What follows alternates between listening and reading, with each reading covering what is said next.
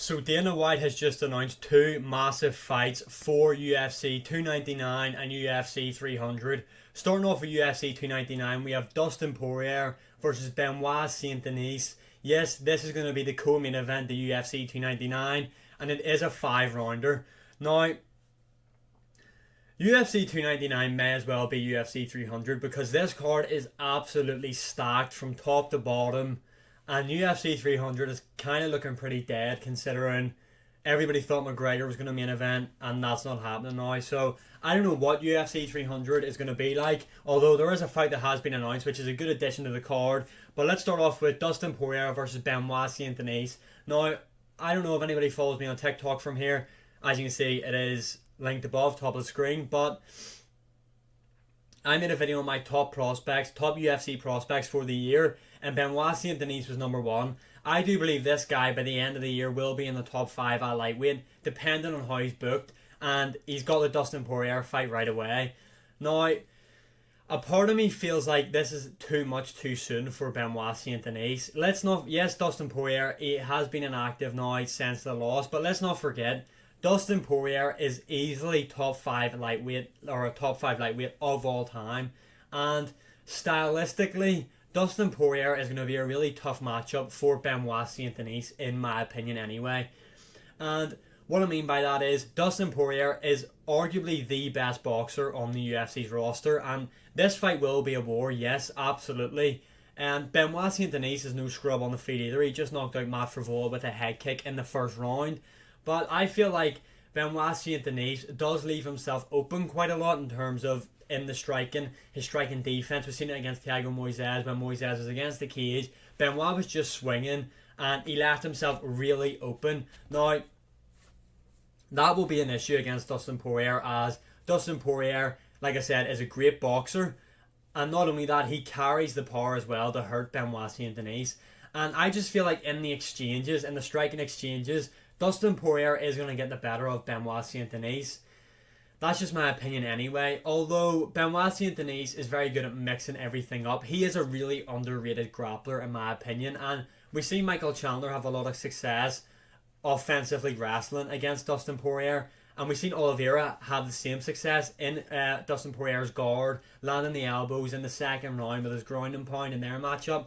And this could be a real possibility for Benoit Saint Denis if he is able to do so. Now, like I said, this is a 5-rounder. This will be the first time Benoit Saint Denis will have a 5-round fight in the UFC. Now, Benoit Saint Denis in his last few performances has been a finisher, so it hasn't even went to decisions for him really.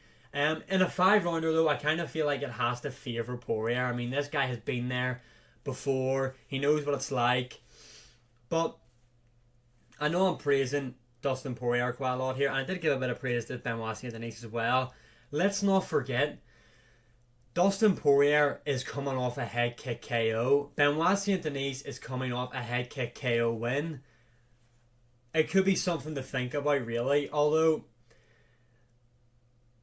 I don't know. I don't feel like Dustin Poirier is really like that affected by that loss, if you know what I mean. Like, he doesn't seem to be like really down in the dumps over it. He seems to be like quite jokey about it. I mean, you've seen him post the Herb Dean meme, Herb Dean meme. Fucking hell, that was hard to say. Of him hitting him with the people's elbow and stuff like that. So it didn't really seem to affect Poirier that much. Like, I mean, we've seen him cry at other losses.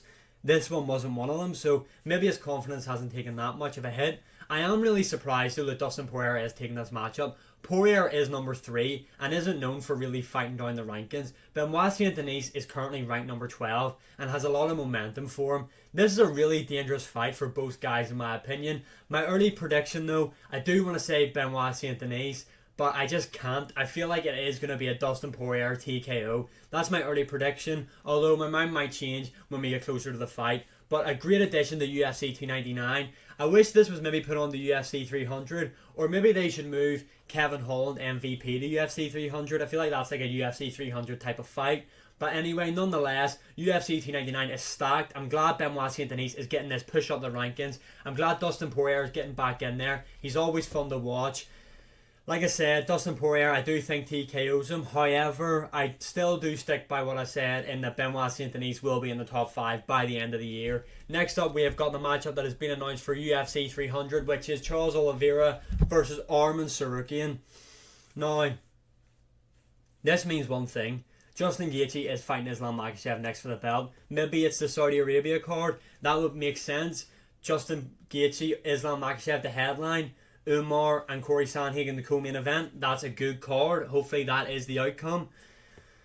But, I mean, I kind of feel like, why is Charles Oliveira got injured and he was granted the Islam Makhachev rematch. He was granted the Islam Makhachev rematch after KO and Beneil Dariush in the first round, which is really impressive, and I actually thought Beneil was going to beat him. Then he gets injured, and then now he has to fight Arman Tsarukyan, and we're giving the shot to Justin Gaethje. I don't really get it, but anyway, this is the hand that we have been dealt.